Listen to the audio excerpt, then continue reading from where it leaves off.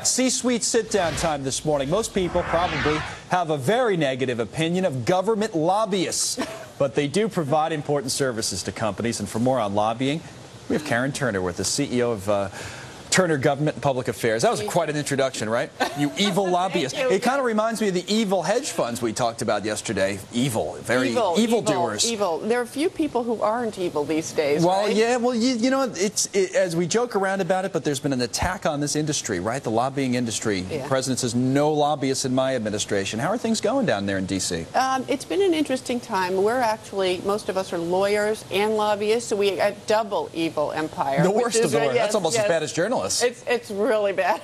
Yes. But it is going very, very well. The industry is actually growing at a phenomenal rate. Really? Yeah. Anytime there's a change in administration in Washington, there's everybody scrambling for new positioning, etc. Right. So now you have to lobby different people, obviously, that are in a new administration. You deal with a lot of the financial services companies, don't you? We do. All right. So what's been there's more than enough to talk about there. Right. Making any major headway on some of the big issues? Well, yeah. You know, Connell, it's.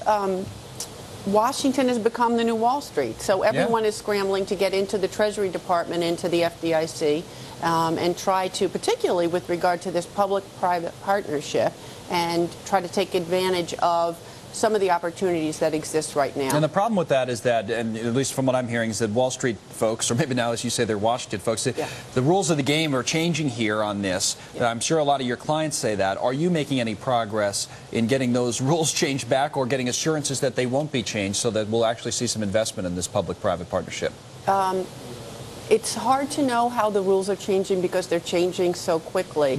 And there is transparency, and that's fabulous. But the interaction between the Treasury, the FDIC, the Senate and House banking committees is constantly in a state of flux, and it's moving so quickly. So what do your clients tell you, that we don't want any part of this? Oh, no. They're saying, get us in, figure it out. Because the terms are so, the terms are great for them, right? Yes. So they want to invest. What assurances do they need to invest? I think for the most part, what we're seeing is medium and smaller sized clients that say, we don't want to reward the bad behavior of the big guys. We want in. And sometimes we're even having them, they're getting involved with members of Congress to try to assure that the big players won't be the only ones at the table. So we're looking at a lot of groups, a lot of even unions getting involved, saying we'd like to have a seat at the table and take advantage of this. Okay, good enough. All right, let's broaden the discussion real quick before we let you go and talk about lobbying in general. I started off with saying, hey, there's been an attack on this industry. How are things different now that the Obama administration has been aggressive in saying that, hey, we don't want any lobbyists in our administration, certainly, and he's spoken out against the industry in general? Right. You know, we go back to, I think it has changed quite a bit in terms of participating in the administration itself, which is fine. Although the president and the administration have granted some waivers to particular lobbyists that he knows and likes and are very knowledgeable. This goes back to the Magna Carta and First Amendment rights. You know, the Magna Carta in the 1600s, you have the right to petition the king, the right to petition the government, and so it is really a First Amendment right to talk to the Congress and the administration. Is there some danger, I don't know if the danger is the right way to phrase it, but now that if you ban something, usually, I mean, it's almost like prohibition, you find a way, people find a way around it. What's happening in D.C. on that front? And is that worrying at all? I mean, would it be better, in other words, to allow folks like you to operate as opposed to having to find a way to operate? Well, we should have, at this point, complete transparency, and each lobbyist has to register for every client that they have, post the amount of money that they have, etc. I think the danger comes in with a recent proclamation, presidential proclamation, where they essentially said lobbyists may not discuss, either on the phone nor in person, anything, particular plans with regard to the stimulus.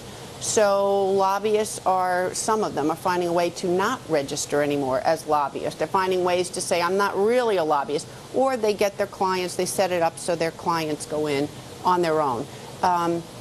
A company can go in, a lobbyist may not. Now, if you're an attorney lobbyist, if you're an attorney, what does that mean? You can't bring your representation with you, you can't bring your attorney with you, so that becomes a little bit complicated, and some people it's having the inverse the opposite effect of what it's intended to be. That's what I was trying to get at. That's interesting. Karen Turner, nice to meet you. Nice to meet you. Thank you very much for coming in. We really, really appreciate it this morning. My pleasure. All right, from lobbying to, well, from Washington to Wall Street in some ways, the best month we've seen in a long time.